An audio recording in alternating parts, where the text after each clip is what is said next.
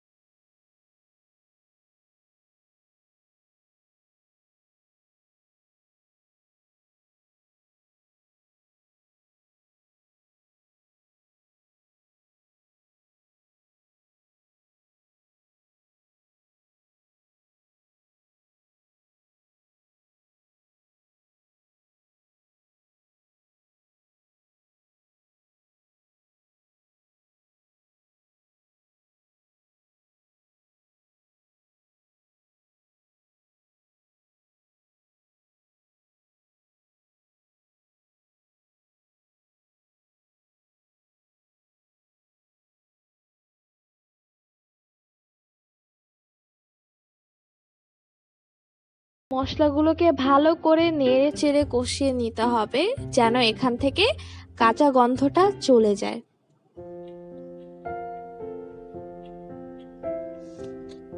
এই সময়ে কয়েকটা এলাচ সামান্য থেতলে এর মধ্যে দিয়ে দিতে হবে।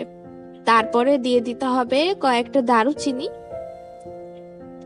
এরপরে দিয়ে দিতে হবে কয়েকটা তেজপাতা। সবগুলোকে নেড়ে চেড়ে মিশিয়ে নিতে হবে ভালো করে। এরপর সামান্য একটু পানি দিয়ে দিতে হবে এর মধ্যে, যাতে মশলাটা পুড়ে না যায়।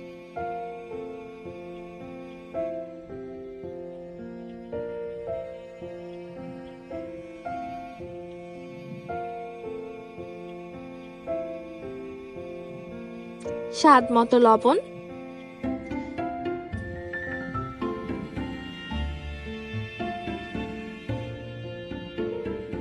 মশলাটা একদম পারফেক্টলি হয়ে এসছে, দেখুন তেলটা উপরে উঠে এসেছে। এরপর এর মধ্যে দিয়ে দিতে হবে মুরগির মাংস। এখানে 1.5 কেজির মতো মুরগির মাংস নেওয়া হয়েছে।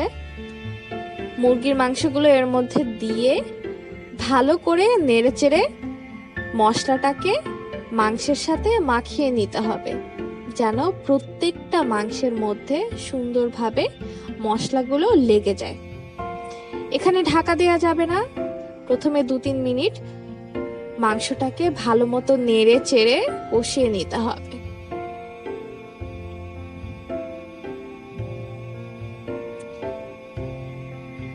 অল্প অল্প পানি বের হয়ে আসলে এটাকে ঢাকা দিতে হবে। ঢাকা দেওয়ার পরে দেখুন পানি বের হয়ে এসেছে, এবং পানিটা বের হয়ে আসলে মাংসটা সিদ্ধ হয়ে যাবে।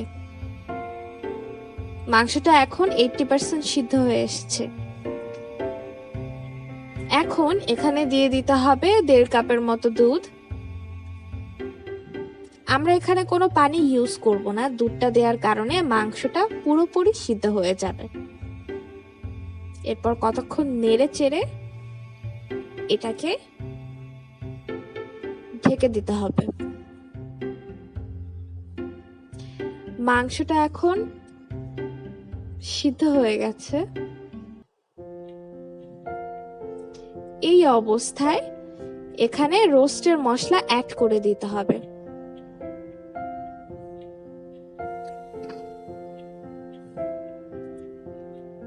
এরপর দিয়ে দিতে হবে 1 টেবিল চামচ লেবুর রস,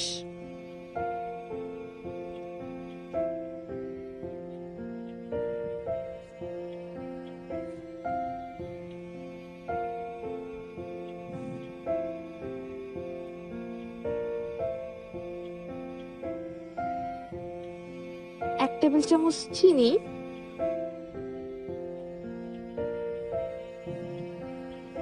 ভালো করে নেড়েচেড়ে মিশিয়ে নিতে হবে।